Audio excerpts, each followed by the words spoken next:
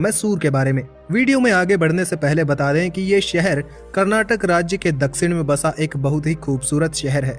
ये शहर समुद्र तल से 770 मीटर की ऊंचाई पर 286 वर्ग किलोमीटर के क्षेत्रफल में फैला हुआ है। ये शहर बेंगलोर के साउथ वेस्ट में चामुंडी हिल्स की तलहटी में मौजूद है। दिखने में भले ही आम सा शहर लगता हो, लेकिन ये शहर 6 सदियों तक मैसूर साम्राज्य की राजधानी के तौर पर काम करता रहा। साल 1399 से 1956 तक इस शहर पर बहुत से शासकों ने राज किया। इसके इतिहास के अंतिम दिनों में यहाँ हैदर अली और टीपू सुल्तान ने राज किया था। इन्हीं दोनों शासकों के समय यहाँ पर सहतूत नामक फल उगाया जाने लगा था। रेशम के धागों से कपड़े बनाने और पहनने का चलन इसी साम्राज्य के इन्हीं 2 शासकों के समय में आया था। इस शहर की धरती खूंखार वीरों को जन्म देने वाली है, जिन्होंने 4 बार ब्रिटिश सरकार से युद्ध किया था। कर्नाटक का खान पान, पहनावा, लोक नृत्य सब कुछ बिल्कुल शुद्ध अवस्था में इसी शहर में देखने को मिलता है। कर्नाटक की संस्कृति का मिलाजुला रूप इसी शहर की धरती पर सबसे ज्यादा देखा जाता है।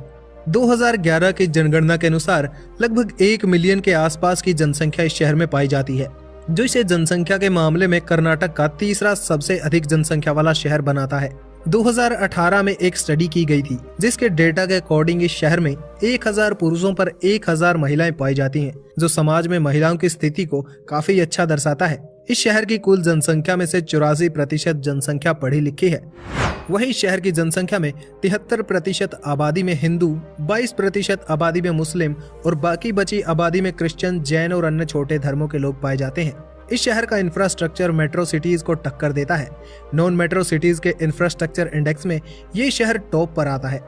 इस शहर की इकोनॉमी भी अलग अलग क्षेत्रों में बटी हुई है। टूरिज्म और IT सेक्टर में ये शहर बहुत ज्यादा आगे माना जाता है। 2010 के अंदर इस शहर को देखने के लिए दुनिया भर से लगभग 31 लाख लोग आए थे, जो इस शहर की इकोनॉमी में काफी ज्यादा पैसे लाता है। विप्रो, इन्फोसिस जैसी सॉफ्टवेयर कंपनियों के साथ लाइमस्टोन, ब्रॉन्ज वर्क और सैंडलवुड कार्विंग जैसी कई सारे इंडस्ट्रीज इस शहर में मौजूद हैं। 1911 में इस शहर में मैसूर इकोनॉमिक कॉन्फ्रेंस हुई थी, जिसके बाद यहाँ ढेर सारी कंपनियां शुरू हुई और साल 1920 तक ये शहर बेंगलोर के बाद इमर्जिंग इकोनॉमिक सेंटर बनकर उभरा था।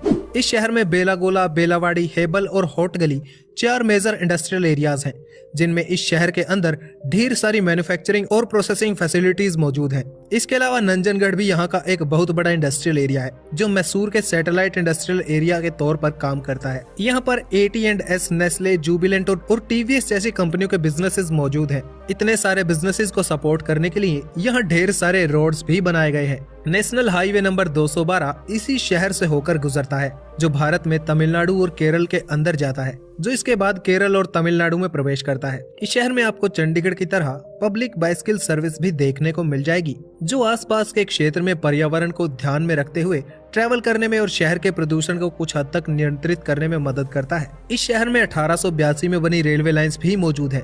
आज के समय शहर में 3 रेलवे लाइंस मौजूद हैं, जिनमें से 2 लाइंस इलेक्ट्रिफाइड है, यानी इन पर बिजली वाली ट्रेनें दौड़ सकती हैं। इस शहर में एक डोमेस्टिक एयरपोर्ट भी मौजूद है, जो सिटी सेंटर से लगभग 10 किलोमीटर की दूरी पर मंडकली गाँव के पास मौजूद है। तो ये थी मैसूर के बारे में कुछ इंटरेस्टिंग जानकारी।